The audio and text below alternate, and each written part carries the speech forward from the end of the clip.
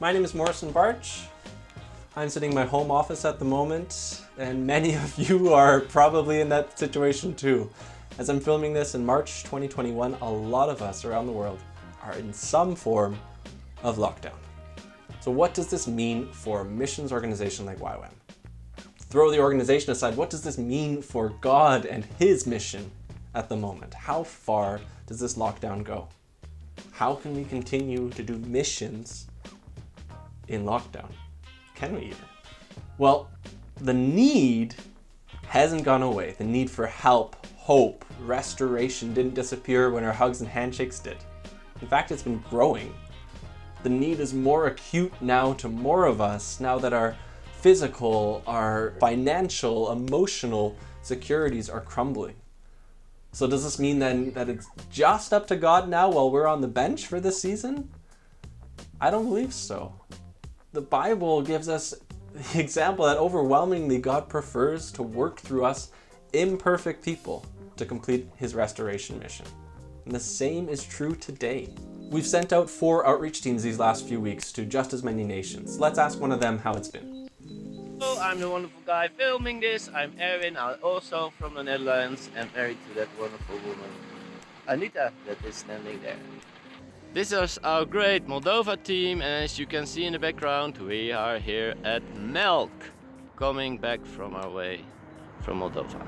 Okay, so we were preparing for going to Moldova, and it was really a question if we could go because of all the restrictions and if we really would be let through the borders.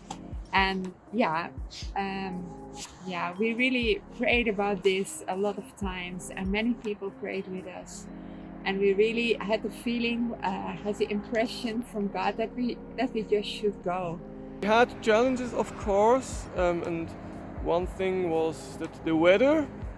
There were some days with snow in Moldova, and we had quite a heavy trailer to distributing the wood. So in these 8 weeks, we distributed at about 50,000 kilograms of wood. So that's a lot. Anita and I are doing this DTS because this was the moment in our life that it fitted well. That's a whole story in itself. Someone said this is not a time for taking big decisions because we also ended our work we had before. And I said yes, and it's also a time people need Jesus more than ever. So let's trust God and do this. And He has worked wonderful through this time in our personal lives, but also especially in the ones we have met. And in this time they really need it more because there is very little people out there from abroad who could help. And I'm so glad that we did it. So how do we go now? In a lot of ways, it's the same as it's been. You take time in prayer and listen to God's voice. And once you hear, obey.